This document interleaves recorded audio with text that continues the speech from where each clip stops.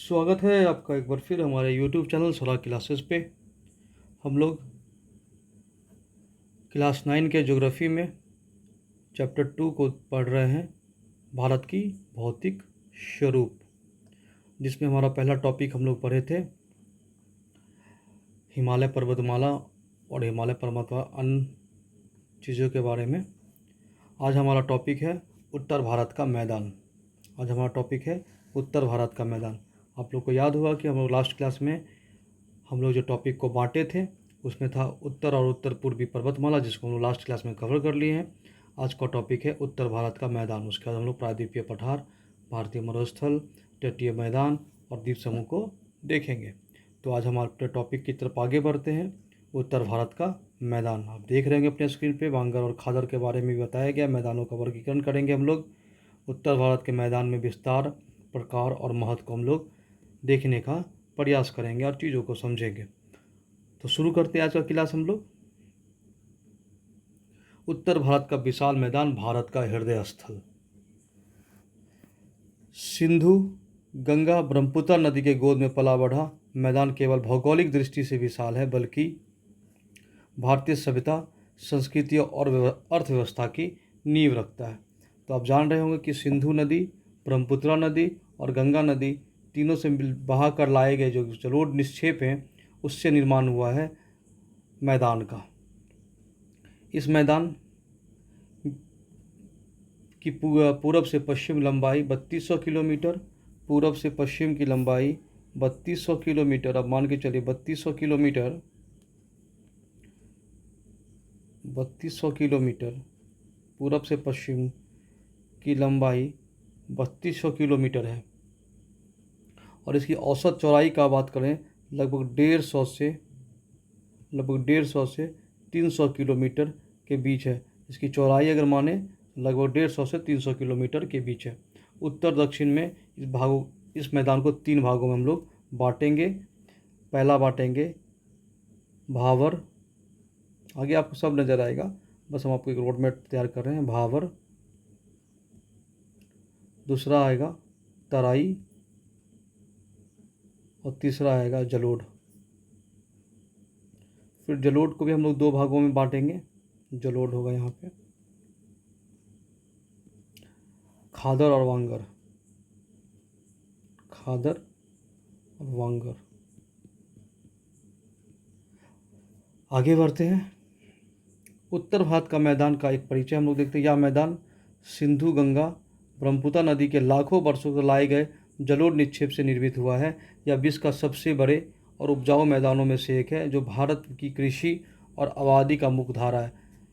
मैदानी भाग में कृषि और आबादी दोनों पनपते, मतलब समझ लीजिए जहाँ पे नदी है वहाँ पे कृषि है, और जहाँ पे कृषि होगा वहाँ पे मानव सभ्यता का विकास बहुत तेज़ी से होता है। तो हम लोग अभी देखें, इसकी लंबाई कुल पूरब से पश्चिम की लंबाई जो है 3200 है, 3200 किलोमीटर है। चौड़ाई 300 से 150 से हम लोग 300 मानते हैं, तो औसत चौड़ाई 150 से 300 किलोमीटर है। और इसका 2000 मीटर गहरा जलोढ़ निक्षेप अधिकतम गहराई है। 2000 मीटर गहरा अधिकतम गहराई है जलोढ़ निक्षेप की। उत्तर से दक्षिण की ओर मैदान की 3 भागों में बांटा गया है, भावर, तराई और जलोढ़। और जलोढ़ को हम लोग 2 भागों में बांटते हैं, बांगर और खादर। बांगर और खादर, जैसे कि वो ऊपर अभी हम लोग बताए थे, खादर।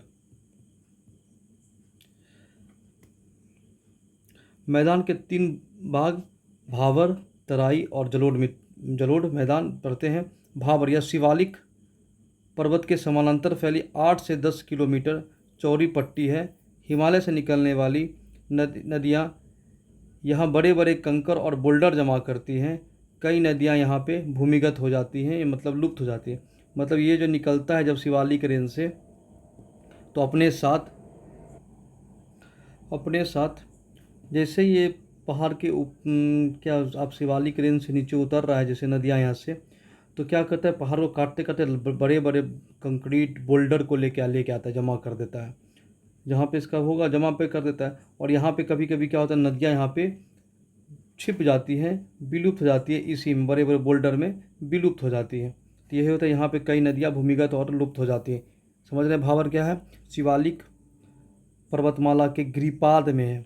कहाँ है, या या 8 से 10 किलोमीटर चौड़ी पतली पट्टी है जो शिवालिक गिरिपाद के समांतर फैली हुई है। इसी कारण हिमालय पर्वतमाला की श्रेणी से निकलने वाली नदियाँ यहाँ पर भारी जलभार जैसे बड़े सैल गुलासम जमा कर देते हैं और कभी कभी स्वयं इसी में लुप्त हो जाती है। ये बात मैं आपको बताया। उसके बाद दूसरा है तराई। भाबर के दक्षिण में, देखिए इधर भाबर, अगर मान लीजिए यहाँ पे भाबर अगर हुआ, ये अगर भाबर मानो ये है, तो इसके दक्षिण में, भाबर के दक्षिण में 10 से 20 किलोमीटर चौड़ी पट्टी, मतलब 10 से 20 किलोमीटर चौड़ी पट्टी जो है तराई है। भाबर लुप्त नदियाँ यहाँ पर जो लुप्त नदियाँ थी यहाँ पे फिर ऐसे आपको दिखाई देने लगेगी। भाबर की लुप्त नदियाँ पुनः आपको यहाँ प्रकट होगी। अत्यधिक दलदली और घने वनों से युक्त क्षेत्र अनेक प्रकार के वन्यजीव का प्राकृतिक आवास है। समझ रहे हैं। भाबर के दक्षिण में तराई क्षेत्र है। इसकी चौड़ाई क्या है? 10 से 20 किलोमीटर है। भाबर क्षेत्र में लुप्त नदियाँ इस प्रदेश में धरातल पर निकलकर प्रकट हो जाती हैं। क्योंकि यहाँ एक निश्चित वाहिका नहीं होती है, यह ये क्षेत्र अनूप बन जाती है, जिसे तराई कहते हैं। यह क्षेत्र प्राकृतिक वनस्पति से ढका है और विभिन्न प्रकार के वन प्राणियों का घर है। तो सीधी सी बात है, अगर मान लीजिए इस विशाल क्षेत्र में नदी जब बाहर निकल जाएगी तो वहाँ पे घना वन भी होगा, और जब घना वन होगा तो उसके बाद वहाँ पे प्राकृतिक आवास भी देखने को मिलेगा। तराई के दक्षिण मैदान में पुराने और नए जलोढ़ से बने होने के कारण इसे बांगर और खादर, अभी हम लोग बांगर और खादर जलोढ़ मैदान पढ़ेंगे। तराई के दक्षिण में स्थित यह मैदान पुराने और नए जलोढ़ से बना है। इसे दो भागों में बांटा गया है। बांगर पुराना जलोढ़, ऊंचा और कम उपजाऊ, और खादर नया जलोढ़, नदी के किनारे अत्यंत उपजाऊ। देखते हैं तो क्या पढ़े हम लोग। इस मैदान में प्रौढ़ावस्था में बनने वाली अपर्दनी और निक्षेप स्थलाकृतियाँ निम्न हैं। अगर इसमें आप थोड़ा सा उदाहरण लिखिएगा, इसमें बालू रोधिकाएँ,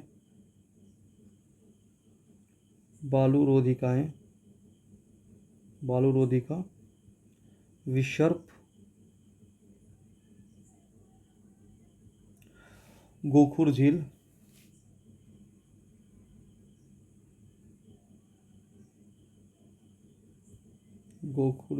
इस सब के बारे में हम आपको जब नदी पढ़ाएंगे तो बताएंगे कैसे इसका निर्माण होता है। गुम्फित नदियाँ,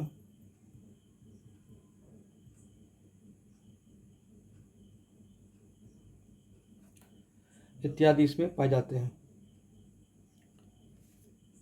आगे बढ़ते हैं। मैदान के 4 स्तंभ कौन कौन से देखते हैं यहाँ पे। उत्तर मैदान को भौगोलिक और सांस्कृतिक दृष्टि से 4 मुख्य क्षेत्रों में विभाजित किया गया, जिसमें से प्रत्येक अपनी अनूठी पहचान है। पर राजस्थान का मैदान थार शुष्क विस्तार, यहाँ वर्षा न्यूनतम और तापमान चरम होता है। पंजाब और हरियाणा का मैदान कृषि के लिए अत्यंत उर्वरक भूमि है, भारत की अन्न भंडार कहलाने वाला क्षेत्र है। गंगा का मैदान भारतीय सभ्यता का केंद्र और प्राचीन नगर और संस्कृतियाँ पली बढ़ी है गंगा के मैदान में। ब्रह्मपुत्रा का मैदान असम की उपजाऊ घाटी, जैव विविधता और चाय के बागानों के लिए प्रसिद्ध है। गंगा के मैदान को अब हम देखते हैं। गंगा के मैदान को 3 स्तरीय विभाजन किया गया है। गंगा का मैदान भारत के उत्तर मैदान में सबसे विस्तृत और जनसंख्या सघन है। अब जान रहे हैं, नदी के किनारे में सभ्यता का विकास होता है, जनसंख्या का वृद्धि होता है। तो गंगा अपने आप में बहुत बड़ी एरिया में विस्तृत नदी है, जो भारत के कई राज्यों से गुजरती है। जैसे अगर हम लोग देखें, पहली बार भारत में अगर कोई मैदानी क्षेत्र में उतरती है तो आप जाएंगे हरिद्वार के पास। उसके बाद आप उत्तर प्रदेश में बड़े बड़े क्षेत्र कानपुर, इलाहाबाद, वाराणसी, बिहार में जैसे ही आएंगे तो पटना, बेगूसराय, भागलपुर।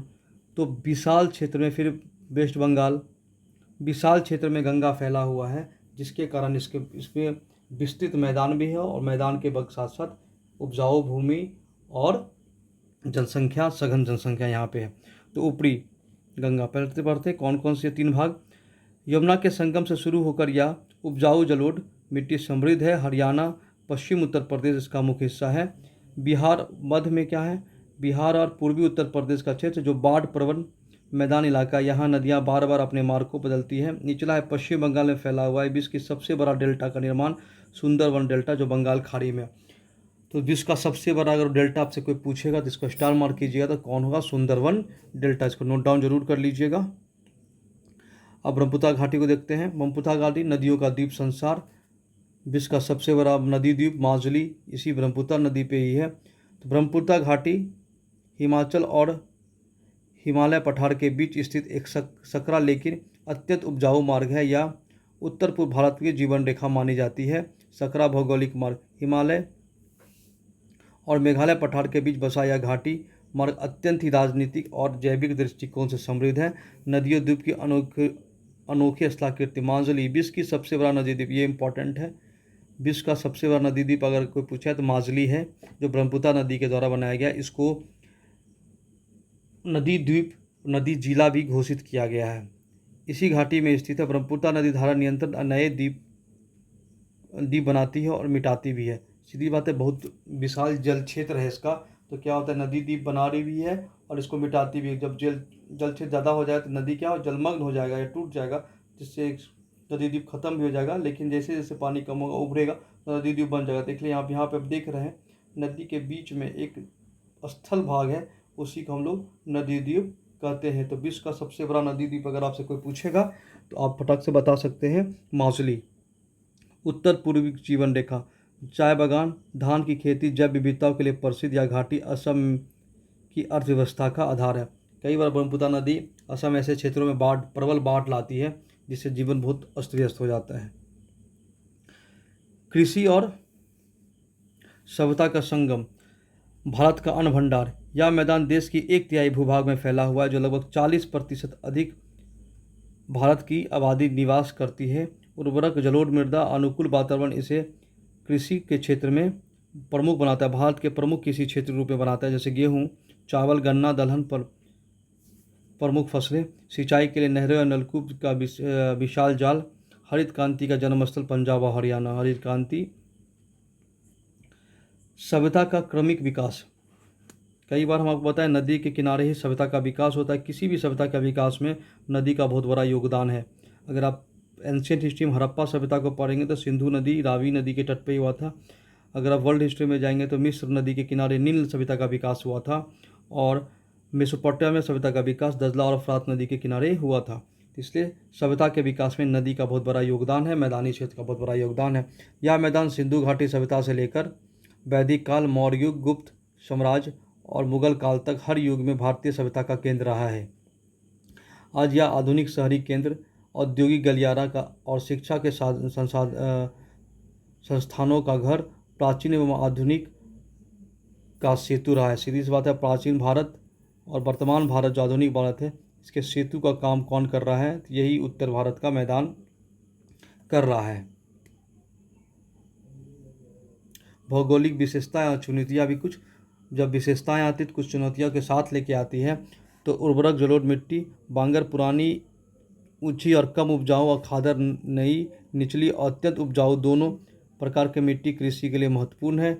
नदी प्रणाली, गंगा, यमुना, ब्रह्मपुत्र, उसकी असंख्य सहायक नदियाँ जैसे कोसी, सोन, घाघरा, गंडक इस मैदान को जीवनदायिनी है।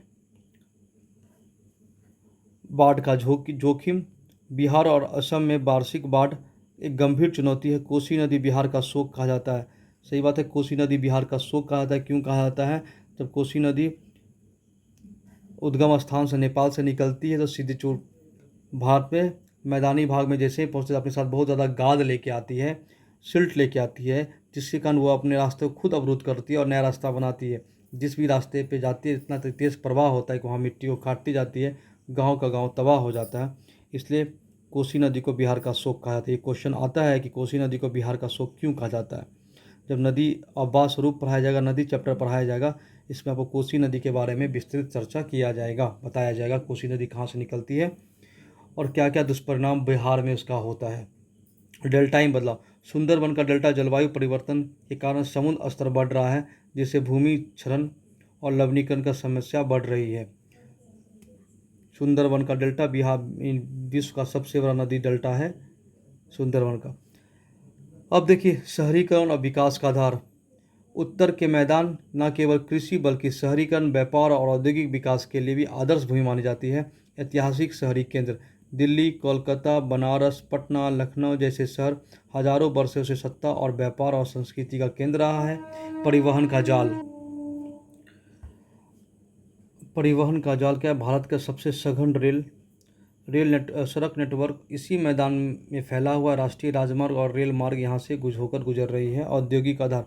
समतल धरातल होने के कारण जल की उपलब्धता और श्रमिक की उपलब्धता, मतलब जनसंख्या उपलब्धता है तो श्रमिक की उपलब्धता होने के कारण औद्योगिक गलियारा का विकास भी अनुकूल परिस्थितियाँ प्रदान करती है। समतल धरातल यहाँ पे है जिसके कारण जल की उपलब्धता यहाँ पे मौजूद है, क्योंकि बहुत सारी नदियाँ यहाँ से गुजरती हैं, जिसके कारण यहाँ पे औद्योगिक विकास भी बहुत तेज़ी से हो पा रहा है। आज का विशाल मैदान भविष्य की राह एक टॉपिक है, इसको देखते हैं हम लोग किस प्रकार हम मैदान हमारे भविष्य की राह को बनाता है। संरक्षण ही समाधान ये टॉपिक है। जल और मिट्टी के नियंत्रण संरक्षण इस मैदान के भविष्य की कुंजी है। भूजल स्तर गिरना, मृदा क्षरण, नदी प्रदूषण जैसी चुनौतियों का समाधान तत्काल आवश्यक है। सही बात है कि बहुत बड़े विशाल मैदान है यहाँ पे, तो विशाल का अत्यधिक दोहन, किसी भी चीज़ का अत्यधिक दोहन होता है तो भविष्य के लिए वो चिंता का विषय होता है। मैदान होने के साथ साथ नदियाँ का प्रदूषण होना, भूजल का गिरना, अत्यधिक दोहन के कारण जो ग्राउंड लेवल है उसका धीरे धीरे नीचे जाना, ये बहुत बड़ी चुनौतियाँ हमारे सामने आने वाली है, जो हमारे आने वाले पीढ़ियों को सामना करना पड़ सकता है। इसलिए किसी भी चीज़ का अत्यधिक दोहन नहीं होना चाहिए। मुख्य चुनौतियाँ कौन कौन सी? बदलते बाद जलवायु में सतत कृषि पद्धति अपनाना, नदियाँ और तंत्र को मजबूत करना, पुनर्जीवित करना। जो नदियाँ सूख रही हैं जहाँ पानी, उसके नदी तंत्र को मजबूत करना, जिसके कारण बाढ़ की समस्या से राहत हो, और जहाँ पे सूखा आता है वहाँ से भी राहत मिल सके। भारत एक अटूट आधार। यह मैदान केवल भू आकृति नहीं बल्कि भारत की आर्थिक, सांस्कृतिक, ऐतिहासिक पहचान है। इसकी उपजाऊ धरती, बहती नदियाँ, फैले शहर सब मिलकर भारत को गौरवशाली भविष्य का नींव रखती। इसे बचाने और इसे संवारना यही हमारे पीढ़ी का दायित्व है। संरक्षण, जल और मिट्टी की सुरक्षा, सतत कृषि और आर्थिक विकास। ये अब तीनों स्तंभ को देख रहे होंगे किस प्रकार ये तीनों स्तंभ, हमारे भारत का स्तंभ जो है मैदानी क्षेत्र के लिए इसी पे टिका हुआ है। संरक्षण करना है, सतत कृषि करना है और आर्थिक विकास को लाना है। सीधी सी बात है, जब दो एस्पेक्ट अगर साथ साथ जुड़ेगा तो तीसरा एस्पेक्ट ऑटोमेटिक हो जाएगा, आर्थिक विकास। भविष्य की में इसी मैदान समृद्धि तीनों स्तंभ, भविष्य में इन मैदान की समृद्धि इन तीन स्तंभों पर आधारित है, मतलब संरक्षण, सतत कृषि और आर्थिक विकास। ये हमारा आज का टॉपिक रहा। आज के टॉपिक में मुझे कुछ ज़्यादा विशेष अब नहीं बोलना है, लेकिन नदी के लिए ब्रह्मपुत्र नदी में हम आपको एक चीज़ बता देते हैं। ब्रह्मपुत्र नदी अपनी घाटी से उत्तर पूर्व की दिशा में बहती है और दक्षिण पश्चिम की दिशा की ओर मुड़ जाता है।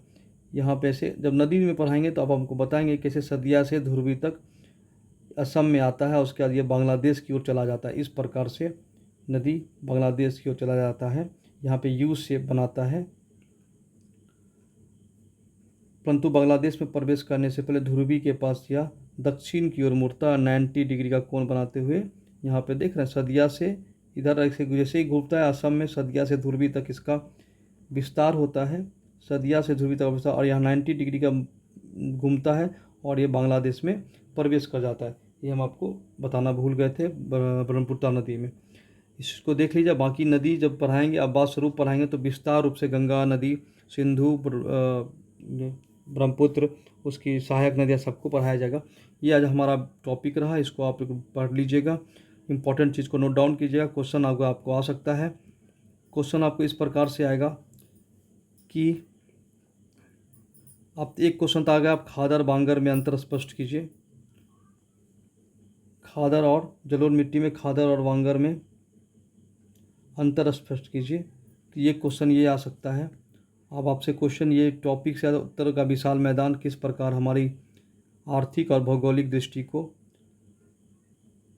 क्या भौगोलिक दृष्टि के लिए महत्वपूर्ण है, ये क्वेश्चन आपको आ सकता है।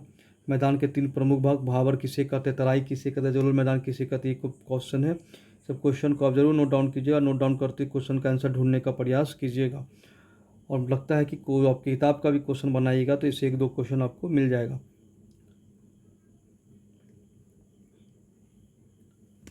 तो हम लोग आज का टॉपिक को यहीं समाप्त करते हैं, समय ज़्यादा हो गया है। ठीक है, आप लोग इसी तरह हमारे साथ जुड़े रहें। सुराग क्लास का जुड़े रहने के लिए धन्यवाद। वीडियो अच्छा लगा तो आप लोग लाइक सब्सक्राइब ज़रूर कीजिएगा, अपने दोस्तों को भी बताइएगा। कोई भी दिक्कत तो कमेंट बॉक्स में लिखिएगा, जिससे आने वाले वीडियो में सुधार किया जा सकता है। बहुत बहुत धन्यवाद।